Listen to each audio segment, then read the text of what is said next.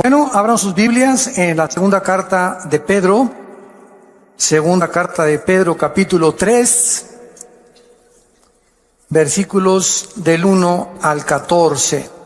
Segunda de Pedro, capítulo 3, del 1 al 14. El tema el título de la conferencia de esta mañana se llama ¿Cómo vivir en los últimos tiempos? ¿Cómo vivir en los últimos tiempos?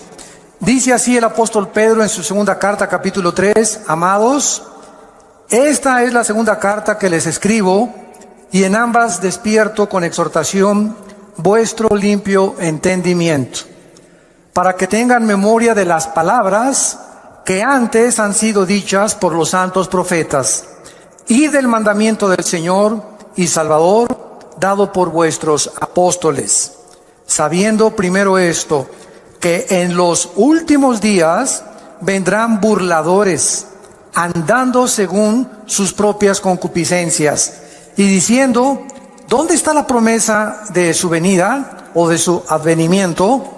Porque desde el día en que los padres durmieron, todas las cosas permanecen así, como desde el principio de la creación.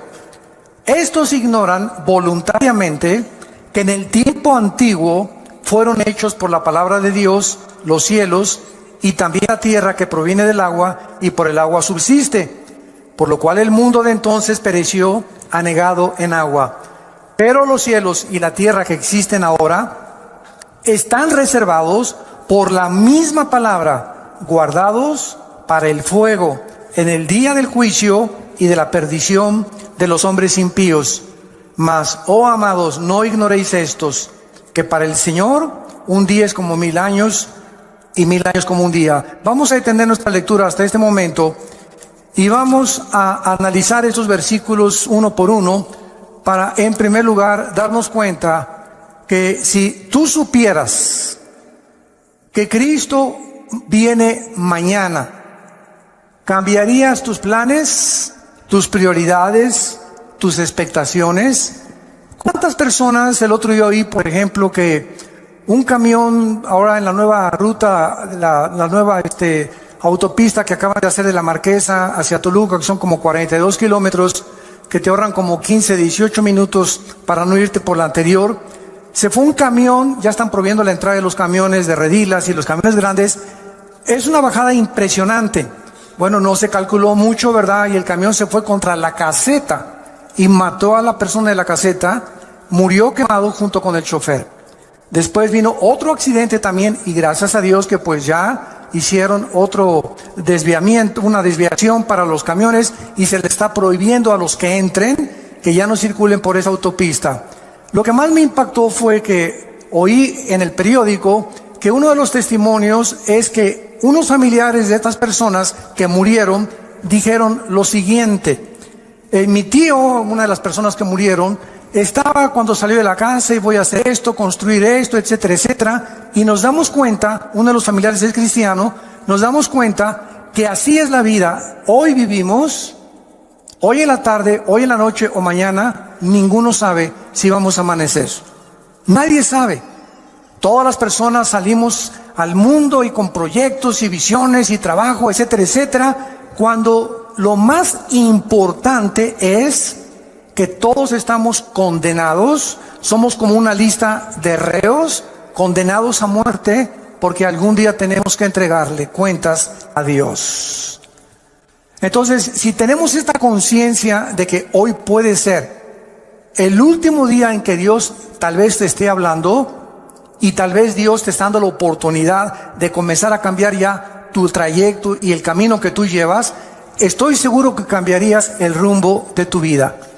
Si respondes que sí, entonces eso quiere decir que necesitas hacer algunos ajustes ya en tu vida, no creyendo que tienes todavía un mes de vida, ni una semana, ni todavía, no, me faltan todavía 10, 15 años, no me importa que tengas 20, 25 años de edad, 30, 35 años, la muerte toca las puertas a los niños recién nacidos, como al que llega a los 113 años del último señor judío que acaba de morir de 113 años. Así que la muerte es para todos los seres humanos, para todas las edades, en el momento en el que menos lo pensamos. Si tú respondes que sí, ¿verdad? Entonces la Biblia tiene muchas exhortaciones para que nosotros vivamos a la luz de la eternidad, a la luz de cada día levantarme. Señor, yo no sé si es mi último día, encomiendo mi familia a ti, Señor, te encomiendo mi vida, guíame, Espíritu Santo, muéstrame las decisiones que tengo que tomar, que las decisiones que no tengan consecuencias para el mal, sino para el bien, que cada decisión que yo tome este día sea para tu gloria, Señor. Cuando comenzamos a vivir con esta expectación de la eternidad, es cuando podemos comprender al rey David en uno de los salmos, que oró a Dios y le dijo: oh Dios, enséñame a contar los días de tal manera que traiga sabiduría al corazón.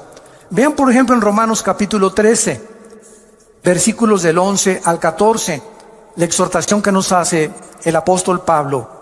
Y esto conociendo el tiempo. ¿Cuál tiempo? El tiempo que es cortísimo de nuestra vida, que ya es hora de levantarnos del sueño, porque ahora está más cerca de nosotros nuestra salvación que cuando creímos. La noche está avanzada y se acerca el día. Desechemos pues las obras de las tinieblas y vistámonos las armas de la luz. Andemos como de día, honestamente, no en glotonerías y borracheras, no en lujurias y lascivias, no en contiendas y envidia, sino vestíos del Señor Jesucristo y no proveáis para los deseos de la carne. Noten ustedes en el versículo 12 que la vida espiritual la compara el apóstol Pablo, guiado por el Espíritu Santo, con el día y la noche. Cuando llegan las 9, 10 de la noche, en el caso particular mío, yo a las 10:30 ya estoy roncando, ¿verdad? Tal vez 10:15, 10:30. Ya sé que es mi hora. Tengo esa disciplina de siempre tratar de dormirme a esa hora. Y ya llegan las 5, 5:30, levantarme, porque ya salió el sol y tu cuerpo se acostumbra, ¿verdad? El metabolismo a los horarios donde tú estás viviendo. Bueno, de la misma manera, ¿saben ustedes a qué hora de la noche nos encontramos ahorita? Nos encontramos en el punto más oscuro de la humanidad, donde un loco que se llama Kim Jong en Corea del Norte está amenazando bombardear la isla de Guam, donde hay 163,000 personas, más de 12,000 soldados norteamericanos estacionados. Está amenazando bombardear Alaska y Los Ángeles. Está amenazando lanzar bombas contra Japón. Ya ahorita comenzó la evacuación de Corea del Sur, porque Corea está dividida en el norte y en el sur. En el sur están completamente, no son comunistas. En el norte, este hombre, Kim Jong, de 33 años, ¿verdad? Un jovencísimo, el gordito que tienes ahí arriba de tu cama. Este hombre, ¿verdad?, está tratando de recuperar Corea del Sur, amenazar Corea del Sur. En Corea del Sur hay más de 17,000 Marines o marinos de Estados Unidos, y tienen un sistema ahorita, gracias a Dios, ¿verdad?, como escudo contra misiles, pero misiles Hwang-2, que no son los grandes, que viajan a más de 6,000, 7,000 kilómetros de distancia. Entonces, el mundo está ahorita así en una expectación impresionante. Anoche oí un noticiero que investigaron a los habitantes de Guam. Guam es una isla que está como a 2,500 kilómetros de Corea del Norte, entre Honolulu y Japón, en medio casi de Indonesia, Filipinas. Y fueron a la isla, una isla preciosa, ni siquiera sabía que existía esa isla. En muchos mapas ni aparece. Entonces unas playas preciosas, pero está la estación más grande norteamericana de los portaaviones y de los aviones destroyers. Y comenzaron a entrevistar los periodistas a los habitantes de esta isla, preguntándoles: ¿cómo viven ustedes ahorita que saben que ustedes van a ser el primer blanco de este señor que ya amenazó que esta semana manda 4 misiles alrededor de la isla? Y simplemente la pura radiación de esos misiles, aunque no tengan todavía cabezas nucleares, es peligrosísimo para los habitantes. Y el 80% de los habitantes contestaron: es que todos nos levantamos en esa isla sabiendo que es nuestro último día. No esperamos amanecer. Y si amanece, le damos gracias a Dios. Sabemos que en cualquier momento ya estamos, ahora sí que ya con esta amenaza desde hace muchos años, desde los abuelos de este señor Kim Jong, que siempre amenazó destruir esa isla por odio a los americanos.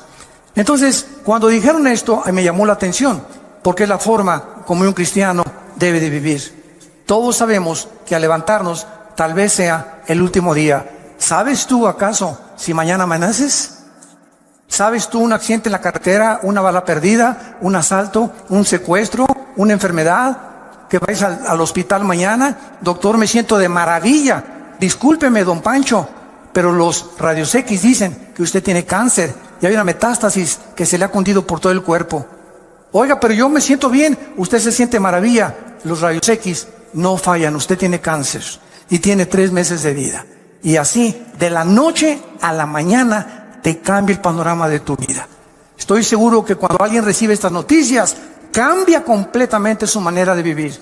Se enfoca ya en otras cosas, se da cuenta que realmente tenemos que vivir, porque muchos de ustedes no están conscientes de eso. Aunque sabemos que vamos a morir, casi nadie vive bajo la luz de la eternidad. Mientras observamos estos acontecimientos actuales, estamos al borde de una guerra internacional. Nos han bombardeado con correos. Oiga, es la tercera guerra mundial. ¿Qué pasa si Corea del Norte cumple sus amenazas? Trump va a contestar estas amenazas. Si contesta esas amenazas, ¿cuáles son las consecuencias que habría de muertos en Corea del Norte? Porque inmediatamente Corea del Norte bombardearía Corea del Sur. Por lo menos en Corea del Sur, el primer día habría 100,000 muertos. El primer día que este hombre con su artillería, no con misiles, con la pura artillería contestara, si Estados Unidos atacara, morirían más de 100,000 personas. Ahora, hace 3 días, el presidente de China, Xi, le mandó un recado a Trump y le dijo lo siguiente: nosotros no te apoyamos si tú inicias el ataque a Corea del Norte. Si Corea del Norte inicia el ataque y ellos atacan a Estados Unidos, nosotros vamos a permanecer neutrales y no nos vamos a meter en el conflicto. Pero si Estados Unidos ataca primero y lanza el primer misil contra Corea del Norte o para destruir sus sitios nucleares, China dijo, entonces nosotros tendríamos que intervenir, porque le llamaríamos una agresión de acuerdo a las leyes internacionales de la justicia en La Haya, en Holanda. Entonces, vivimos un mundo tan incierto donde sabemos que ahora no son juguetes las armas que tienen los países. Rusia tiene una base nuclear en Venezuela, apoyado por Irán. Rusia tiene bases navales en Siria y está defendiendo Siria junto con Irán y con Turquía para que Estados Unidos no entre al Medio Oriente otra vez. El Medio Oriente está siendo convertido en el Islam por el califato, donde esperan al Mahdi, al Mesías, que nosotros le llamamos Jesucristo. Y el Medio Oriente está como una olla hirviendo, sabiendo en la Biblia que ahí, en esta zona geográfica del Medio Oriente, estallará la tercera guerra mundial, que en Apocalipsis 16, del 12 en adelante, se llama el Armagedón. Entonces, santos de Dios, si estalla ahorita una guerra con Corea o con lo que sea, no es la tercera guerra mundial. Faltan 3 guerras. Una antes de que venga Cristo en el arrebatamiento, y va a haber 2 guerras o 3 a lo más durante el período de la tribulación. Simplemente en el cuarto sello, Apocalipsis 6 del 5 en adelante, una cuarta parte de la humanidad va a morir. En la quinta trompeta, una tercera parte de la humanidad va a morir. Y cuando venga la guerra del Armagedón, si no viene Cristo y desciende con nosotros en la tierra, nos auto extinguiríamos. La raza humana se autodestruiría del odio tan grande que existe en el mundo. Ahorita, en los últimos, escuchen esto, 100 años, en una ciudad llamada Charlottesville, en Nueva Jersey, antier, se levantaron después de 100 años un grupo de nacionalistas blancos, que son los que forman el famoso Ku Klux Klan, con los neonazis y con símbolos de la suástica nazi. En esta ciudad se levantaron para levantarse en armas y clamar que se necesita una reforma de los blancos, que los blancos deben de volver a gobernar Estados Unidos. Es el racismo en su último grado. En los últimos 100 años, esto no se había visto en Estados Unidos. Había habido pequeños brotes, ¿verdad? Siempre blancos contra negros, contra mexicanos, pero ya este movimiento que se levantó ahí en Nueva Jersey, en Charlottesville, hace 3 o 4 días, es algo, ¿verdad?, terrible, que nos habla la condición y la temperatura en que se encuentra el mundo donde tú y yo estamos viviendo. No cabe duda, vivimos en los últimos tiempos. Iglesia, despiértate, porque los cascos del Apocalipsis ya se oyen en el cielo. El tiempo se nos acabó.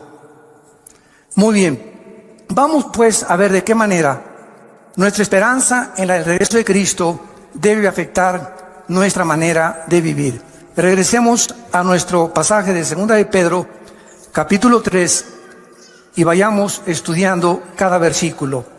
En primer lugar, aquí encontramos tres líneas de pensamiento en el pasaje que acabamos de leer, tres líneas de pensamiento a la luz de la realidad.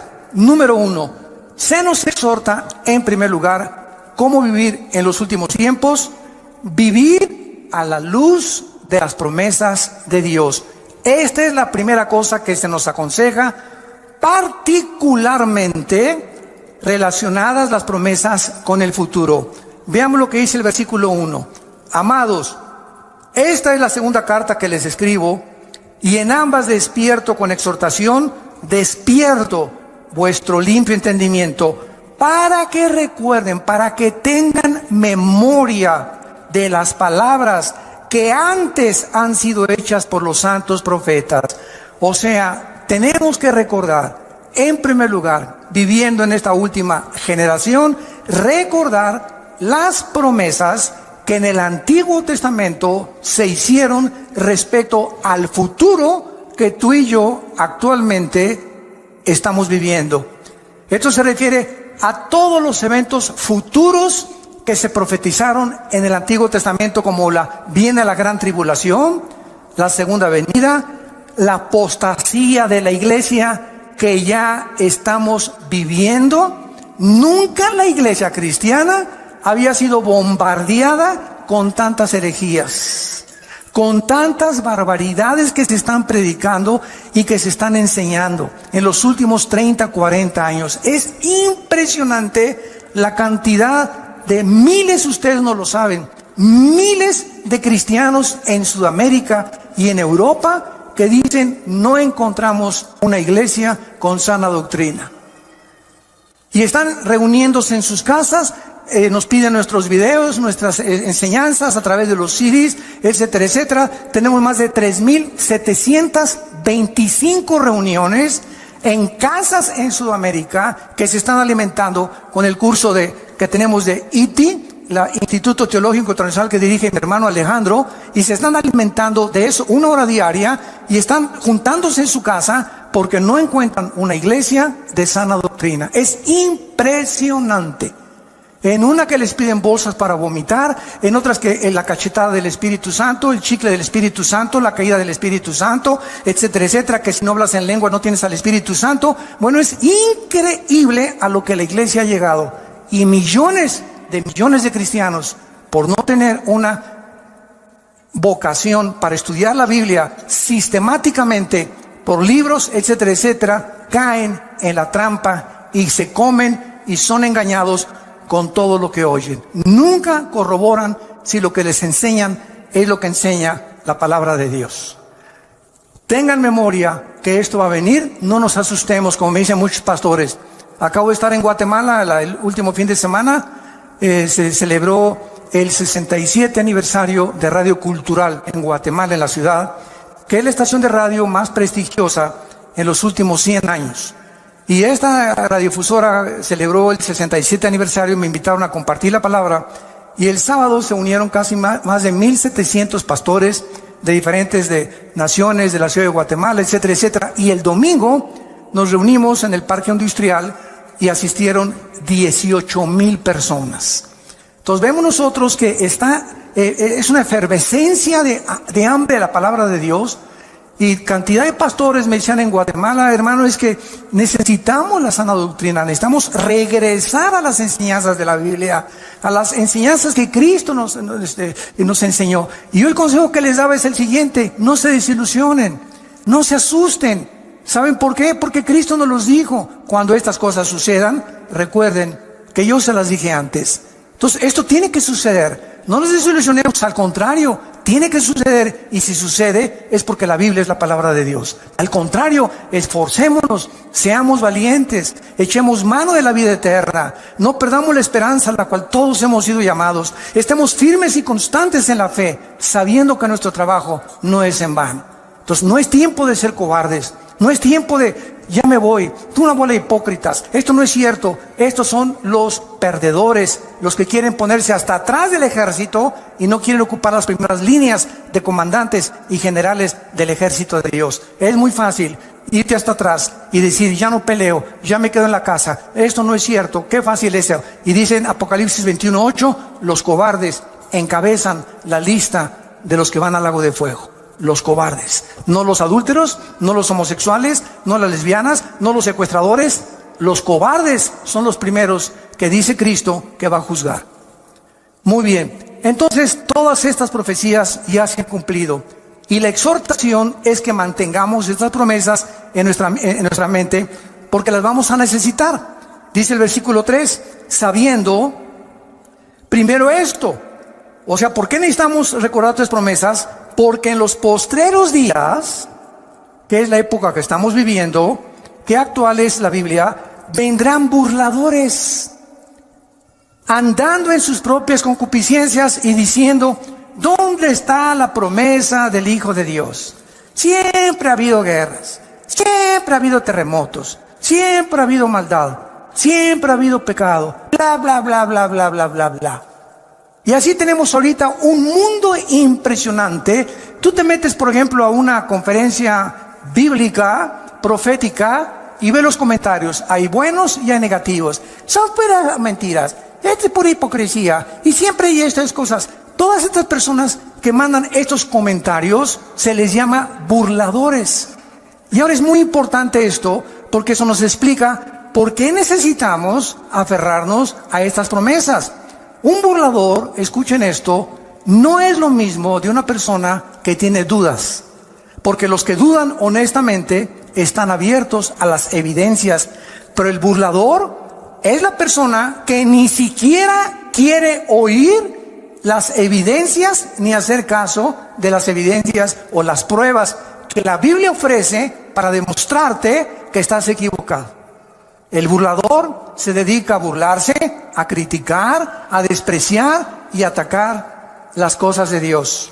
En el Salmo 10, en el Antiguo Testamento, David escribió lo siguiente, versículos del 3 al 5. Salmo 10, del 3 al 5. Porque el malo se jacta del deseo de su alma, bendice al codicioso y desprecia a Jehová.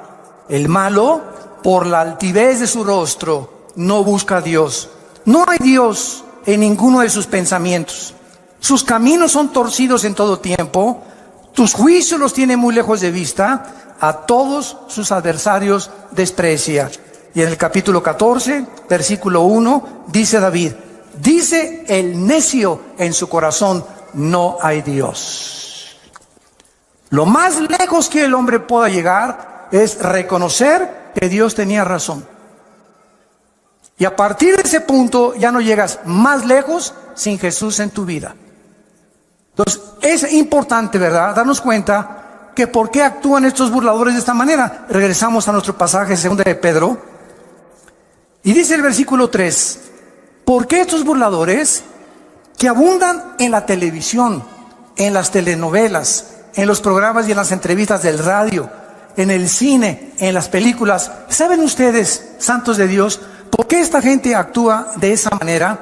Burlándose, despreciándose, riéndose, haciendo mofa de las cosas espirituales. Nos lo dice el versículo 3. Porque andan según sus propias concupiscencias. En otras palabras, son personas que no quieren que Dios se meta a sus vidas. Son personas que no quieren que haya nadie en el universo que les ponga 10 mandamientos para vivir. Son personas que no les importa ni tampoco les conviene tener un Dios a quien someterse. Ellos quieren andar. La palabra concupiscencia, apúntalo, significa pasiones sin control o deseos desordenados. No tengo ningún freno moral, me acuesto con el que sea, puede ser hombre, puede ser mujer, mujer con mujer, hombre con hombre, o puedo tener amante, puedo tener esposa, o me puedo acostar con mi novio o con mi novia. Son personas que no tienen frenos, están como caballos desbocados en la vida, hacen lo que, como caballos bien alimentados, relinchan tras las mujeres que no son su esposa. ¿Y saben ustedes por qué? Lo dice aquí en 2 de Pedro, capítulo 2, versículos del 10, que describe este tipo de personas. Y mayormente aquellos que, siguiendo la carne, andan en concupiscencia, o sea, en pasiones sin control e inmundicia, y desprecian el señorío, atrevidos y contumaces, no temen decir mal de las potestades superiores. Versículo 12, pero estos, hablando mal de cosas que no entienden, como animales irracionales, nacidos para presa y destrucción, perecerán en su propia perdición, recibiendo el galardón de su injusticia, ya que tienen por delicia el gozar deleites cada día.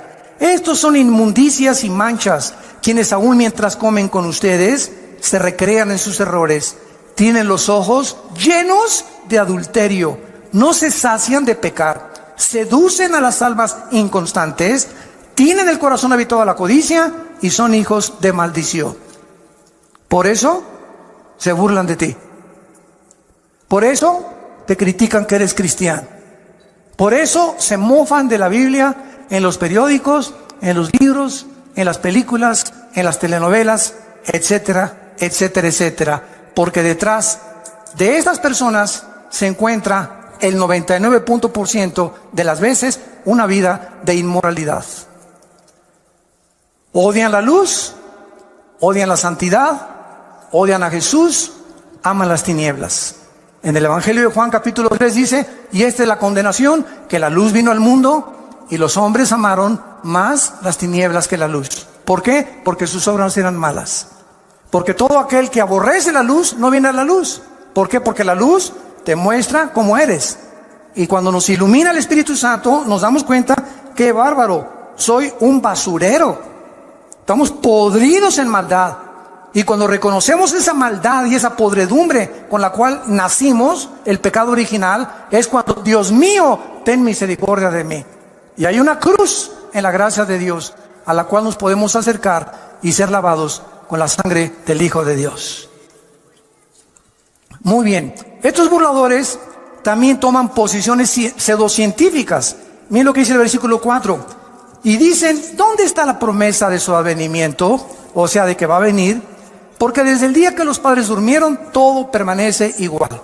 Esta explicación, ¿verdad?, no cuadra con lo que la Biblia dice. Si estas personas realmente necesitan evidencias de la actividad de Dios en la historia, es bien fácil. La misma historia, señores historiadores que nos visitan, sociólogos que nos visitan, científicos y catedráticos y doctorados y licenciados que nos escuchan, la Biblia nos muestra que la historia misma demuestra la existencia de Dios. ¿De qué forma? Ven a la Biblia y encontrarás que Dios puso simplemente un botón de muestra, el libro de Daniel. En el libro de Daniel, Dios le recuerda hace 2600 años al profeta Daniel el orden exacto en el que iban a transcurrir todos los imperios gentiles hasta la segunda venida de Cristo, en la famosa estatua del sueño que tuvo el rey Nabucodonosor. Y Dios le dice a Daniel, la cabeza de oro es Babilonia, tal como Daniel lo comprobó porque él vivió bajo el imperio del rey Nabucodonosor. Y le dice Dios, después de Babilonia vendrá otro imperio que, de acuerdo a la historia, ¿quién fue? Los medos y los persas, que hicieron una alianza. Y le dice Dios, y el pecho, el vientre de bronce, vendrá otro imperio. De acuerdo a la historia, ¿quién fue? Grecia, con Alejandro el Magno, con sus conquistas relámpago, que a los 33 años se murió en lo que es ahorita Irak, que en la Biblia se le llama Babilonia. Y después le dice Dios, vendrá otro imperio, que fue el imperio romano. Y qué interesante, ahí se detiene la profecía y dice la Biblia que del imperio romano hasta la segunda venida de Cristo no habría otro imperio hasta que el anticristo unificara 5 naciones del Oriente y 5 de Europa para formar la confederación política de los últimos tiempos. ¡Qué increíble! ¿Quieres más evidencias de veras? La misma historia nos muestra que solo Dios pudo poner en orden la cronología de los imperios y los gobiernos de toda la historia. Solo Dios lo pudo hacer. Y así hay más de 133 profecías demostrando que se profetizó que Cristo iba a nacer en Belén, que Cristo iba a ser traicionado por 30 monedas de plata, que Cristo lo iban a traicionar sus propios discípulos y amigos, que Cristo iba a morir crucificado. Simplemente cuando Jesús abría sus manos, se cumplían en ese instante 33 profecías del Antiguo Testamento. Amados, tengan memoria de las promesas del Antiguo Testamento, porque van a enfrentar en los últimos días muchos burladores. Mucha gente ignorante, hablan lo que no conocen. Como un tonto, ¿verdad? Que tuve un debate con él en la televisión hace no mucho tiempo, me comenzó a insultar y llegó el momento en que me dijo, mire, es más, me dice, yo no creo que ni siquiera Cristo haya existido. Y esta persona tenía 2 títulos universitarios. Se atrevió a decirme, es más, yo creo que ni Cristo resucitó, que Cristo, no existió. Simplemente me volteé, ¿saben lo que le dije? ¿Me puede decir qué fecha es ahora? 10 de mayo de 1997. ¿Y desde cuándo está usted contando? 10 de mayo de 1997. Y se quedó así. Y le contesta el moderador, burro, desde que nació Jesús. La misma historia. Y cuando vino Cristo, revivió la historia. Y fue tan impactante la entrada de Jesucristo a la historia que contamos antes y después de Cristo. No antes y después de Buda, ni de Mahoma, ni del Dalai Lama, ni de tu padrino Walter Mercado. Fue tan impactante la entrada al escenario mundial del Hijo de Dios que la historia se dividió. Dije, ¿desde cuándo cuentas 1997? Cabeza de ostión. Impresionante, hablan tantas barbaridades, tantas tonterías. Bueno, así es como está el mundo. Tengamos memoria de esto porque se viene más y más y más la crítica y la oposición. Entonces, como decíamos, también toman posiciones pseudocientíficas. O sea, hasta toman pasajes bíblicos para apoyar sus ataques y hacer sus argumentos disque más válidos. Simplemente estas personas les recordamos la historia y te contestan, ay, pues yo no había leído el libro de Daniel. Entonces no hables si no conoces lo que estás diciendo. Yo no puedo tener un debate con un filósofo, por ejemplo, del tipo de Rousseau, o los que siguieron la filosofía de Rousseau, que el hombre es básicamente bueno. Yo no puedo meterme a su ideología si no conozco lo que él me está presentando, porque al meterme yo en lo que yo no conozco, él me puede contraatacar, porque él sí lo conoce. Entonces, si yo tengo un debate con una persona, tengo que conocer sus debilidades de la ideología que me está presentando, combatirla y presentarle las mías. Y escuchen esto, el 90% de las veces que tú alegas con tu maestro de escuela, con un científico o con cualquier persona atea o agnóstica, no conocen la Biblia. No conocen más que son leyendas, esto y el otro, puras tonterías, pero nunca, jamás han checado ni estudiado de una forma sistemática las evidencias y sobre todo las profecías. Entonces, te hablan lo que nunca han oído. ¿Quién te lo dijo? Mi maestro en la preparatoria. ¿Quién te lo dijo? Mi maestro en la universidad. ¿Quién te lo dijo? Lo leí en la revista Duda. Con razón tienes las dudas que tienes, compadre. Vemos nosotros, ¿verdad? Claramente, que cuando leemos, por ejemplo, el libro del Génesis, miren, ya sin ir tan lejos, por el amor de Dios, Virgen del Socorro. Hasta 1860 se descubren las leyes de la herencia por Gregorio Mendel. Hasta 1860 se descubren las leyes de la herencia por Gregorio Mendel. Cuando comienza a hacer experimentos con chicharitos, se da cuenta que hay algo que se transmite y que se hereda. Y ahí se paró la investigación y tuvieron que pasar casi 100 años hasta 1954, el siglo pasado. En 1954 le dan el premio Nobel de Medicina a Dr. Watson y al Dr. Samuel Crick, porque descubren la hélice del ADN, del ácido desoxirribonucleico. Hasta 1954 los investigadores comienzan a penetrar en el ADN y a descubrir que en cada una de las células que tiene el cuerpo humano y todas las cosas vivientes que existen, el cuerpo humano tiene trillones de células.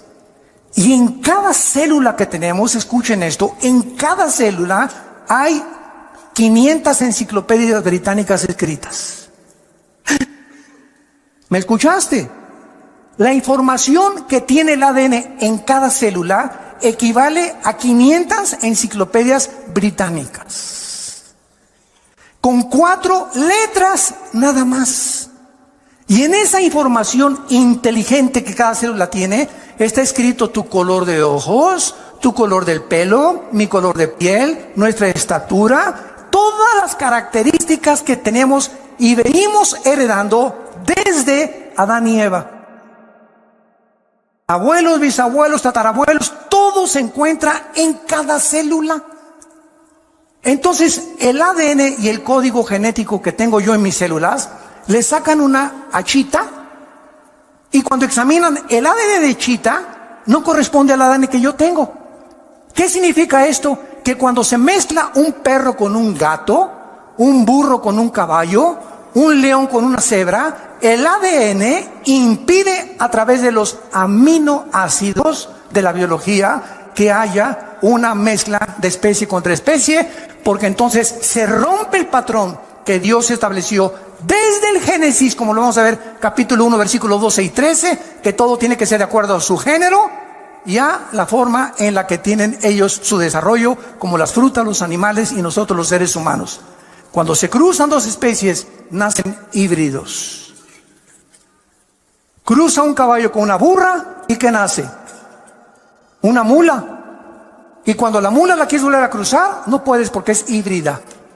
Se rompió las leyes escritas casi 4000 años antes que Gregorio Mendel, papá. Miles de años antes que los científicos descubrieran que la sangre es la que produce el cuerpo humano y que la vida está en la sangre, y cuando se descubre la circulación de la sangre, la Biblia lo decía 3000 años antes. Antes que se descubriera la proliferación bacteriológica en el mundo, de que si tú haces popó en la calle, o un perro hace pipí, o tu hijo hace pipí en la banqueta, o un perro, aunque el mundo es invisible, todas las bacterias, ¿verdad?, se elevan, y las amibas y todo, y la puedes tú respirar, y te pueden entrar a tu organismo. Miles de años antes de que se descubriera que existen bacterias invisibles, hasta que se descubrió el microscopio, Dios le dijo a Moisés, dile a la gente en el libro del Éxodo que cuando hagan popó, excremento, lo entierren y lo tapen. Dios comenzaba a dar las leyes de la higiene antes que la ciencia las descubriera. Y así podemos seguir con cientos de ejemplos, evidencias históricas, evidencias de higiene, evidencias biológicas, genéticas, arqueológicas, químicas, del área de la disciplina que tú quieras. La Biblia es la palabra de Dios. Los cielos pasarán, pero esta palabra permanecerá para siempre.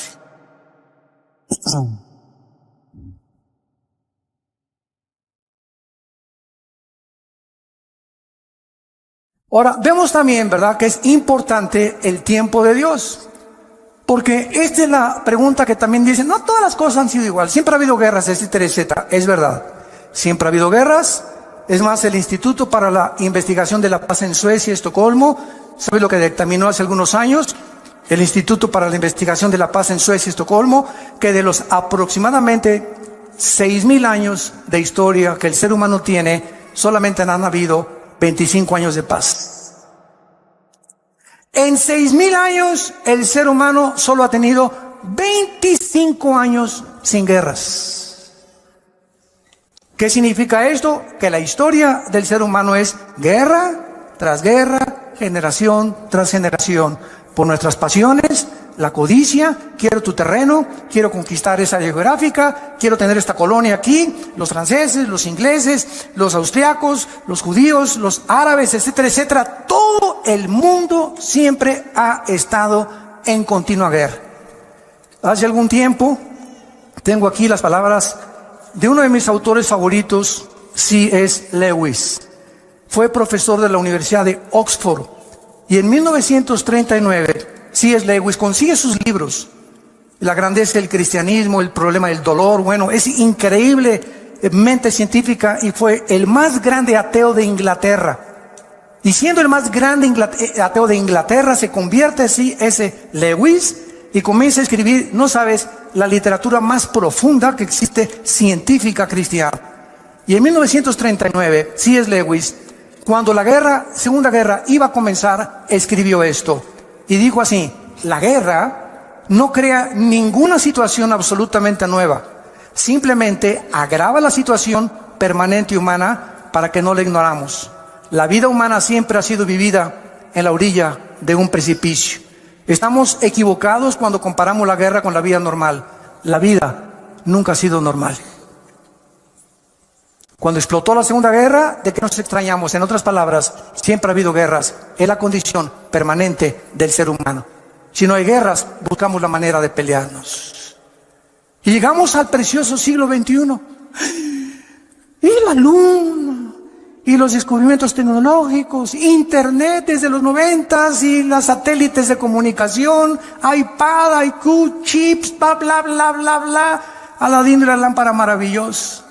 El ser humano ha llegado con la tecnología, etcétera, etcétera. Y ayer acabo de leer las últimas palabras del fundador de Apple, Steve Jobs, que muere de cáncer antes de los 50 años. A los 40 años llegaron con Steve Jobs y le dijeron, el fundador de Apple, de las compañías más prestigiosas que cualquiera pudiera decir: yo quisiera poder llegar a los descubrimientos de una multimillonaria fábrica y productora de los artículos que conocemos actualmente en el mercado. Y cuando tenía 40 años Steve Jobs, le pronosticaron cáncer y le dijeron, cúrate por medios científicos, y dijo que no. Él quería que lo curaran los hindúes con magia. Y entró en el área del ocultismo. Y antes de morir, él dijo, ¿verdad? Lo que he descubierto antes de morir es que no he disfrutado nada. Lo más precioso en la vida es tu familia. Disfruta tu familia. Es el tesoro más grande que podamos nosotros tener. Nunca mencionó a Dios. Murió como un palillo el pobre hombre en un hospital sin haber jamás podido disfrutar su dinero, y los últimos 7 años murió con una neurosis excesiva, donde explotaba y se enojaba y corría a todos los empleados porque la mosca voló. ¡Qué vidas tan trágicas! De personas que alcanzaron el éxito, pero se dieron cuenta que sin Dios nos echa a perder la vida. Por la maldad con la cual nacimos y porque enfocamos nuestros talentos y nuestros dones en cosas que no tienen permanencia eterna. Entonces, el tiempo es importante, como cuando comenzamos esta conferencia. Tú no sabes si mañana vas a morir. Tú no sabes si esta tarde te ha hablado Dios por última vez en tu vida. No lo sabes ni lo sé yo. Y ante la luz y la expectación de estas cosas, analicemos nuestra vida si estamos en la fe. Examinémonos realmente si realmente tenemos a Cristo como nuestro Salvador, si estamos caminando con Él. Hace algún tiempo, les conté una vez, estaba ya a la salida de un desayuno en México, y me alcanza en el elevador un señor y me dice, oye, usted es el que acaba de exponer la conferencia, a sus órdenes. Le dije. Me dice, usted debe saber muchas cosas, ¿verdad? Usted es teólogo. Le dije, sí, efectivamente, tengo 2 doctorados y una licenciatura en teología. Me dice, bueno, pues con esos títulos que usted tiene, me puede responder esta pregunta. Le dije, dígame usted, ¿por qué Dios no mata al diablo? Y me dice, no se quedó ahí, y me dice, porque Dios es todopoderoso, ¿verdad? ¿Qué dice usted? Amén, amén, Dios es todopoderoso. Entonces, si Dios es todopoderoso, ¿por qué no mata al diablo? Y déjame decirle antes que me conteste, y si no lo mata es porque no es misericordioso ni es amor. Fíjense usted la pregunta que me hizo, ¿no? Entonces yo le contesté, le dije, dele gracias a Dios, porque si Dios acabara con el mal ahorita, comenzaría con usted.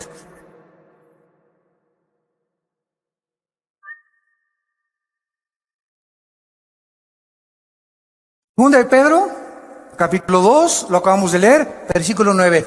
El Señor no retarda su promesa, según algunos la tienen por tardanza. ¿Y por qué Dios no acaba ya con esto y con aquello? ¿Sabes por qué? Porque Dios es paciente para con todos, esperando que tú te arrepientas. Dale gracias a Dios que los juicios de Dios no han comenzado en la forma que se viene sobre el mundo. Porque Dios es paciente con tu vida. Te va a seguir hablando a través de tu esposa, a través de tu esposo, a través de tus hijos, a través de tus amigos en tu trabajo, a través de las conferencias en YouTube, en Internet, en las iglesias cristianas. Dios nunca deja de hablar, porque es paciente con tu vida. Pero llega un momento en que tú has decidido no creer. Y tienes la luz, y tienes las evidencias, pero no te conviene. No es que no creas por falta de evidencias, como dijo Carlos Sagan, el último ateo del siglo XX, astrofísico. Es que si tuviera más evidencias para creer en Dios, hubiera creído en Dios. Pero detrás de la vida de este hombre, ¿verdad?, no había las características que él deseaba, porque no le convenía entregarse a Dios. Y es la tragedia humana, que la luz vino al mundo y los hombres amaron más las tinieblas que la luz. Ahora, en cuestión del tiempo, ¿verdad?, Dios no percibe el tiempo como todos nosotros. ¿Por qué no acaba ya Dios con todo? Porque el tiempo de Dios no es como tú lo piensas. Les voy a hacer una historia interesante relacionada con esto, que tiene algo de humor. Un hombre llegó al cielo y le preguntó a Pedro: Pedro, en el cielo, ¿cuánto es un minuto? Y le contestó Pedro: un minuto es 1.000.000 de minutos aquí arriba. Ah, esto es interesante, le dice el hombre. Y le volvió a preguntar: oye Pedro, ¿y un peso cuánto es en el cielo? Y dijo: no, en el cielo un peso es más de $1.000.000. Y entonces este hombre se quedó pensando y le dijo: oye, ¿me puedes prestar un peso? Y le contestó Pedro: sí, claro que sí, dame un minuto. Qué burro, ¿verdad? Así es. Dios está fuera de nuestras 4 dimensiones, y para Él un día es como 1000 años, dice el Salmo 90. Entonces Él no está de acuerdo, ¿verdad?, en el tiempo como nosotros, como transcurre aquí. Aquí el planeta gira sobre su eje en 24 horas, se traslada alrededor del Sol en 365 días, que hace un año, pero Dios está fuera de nuestra galaxia.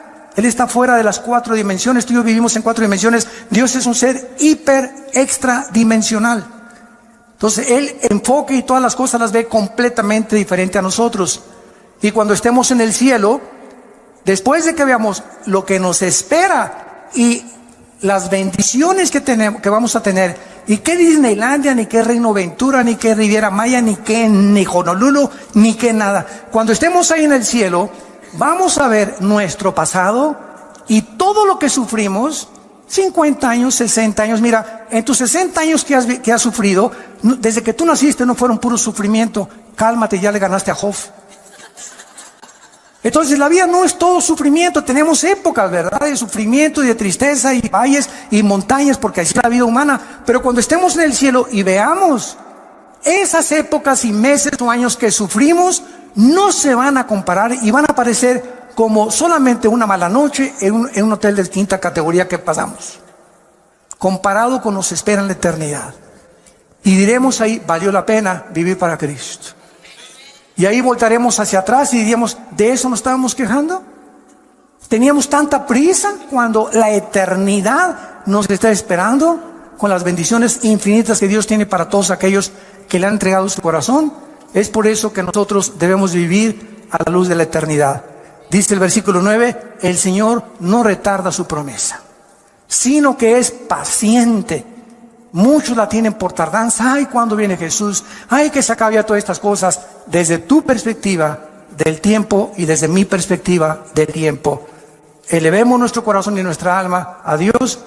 Pidámosle que nos dé sabiduría para vivir la corta vida que tenemos y empleemos todo lo que nos falta por vivir para la gloria de su Hijo Jesucristo. Señor, te damos gracias, porque desde el principio nos llamaste y nos escogiste para la salvación, mediante la santificación en el Espíritu Santo, por la fe en la verdad.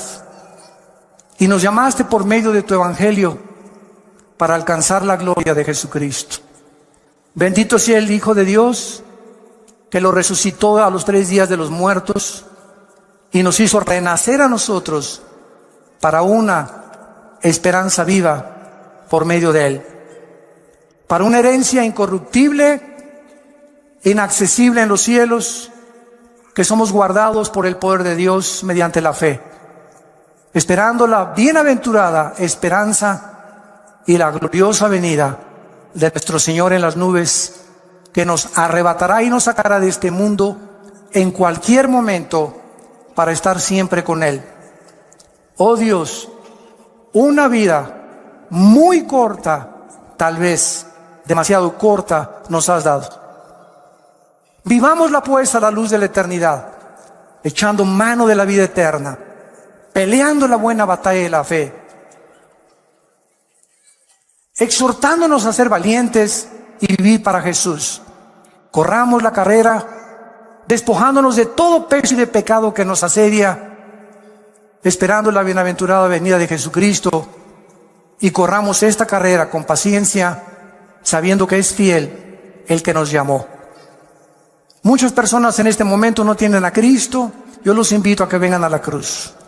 Tú no sabes si hoy es la última vez que Dios te ha hablado. Cuando oigas su voz, no te endurezcas. Ya no te sigas burlando ni despreciando este regalo. Es un regalo. A Él le costó la vida.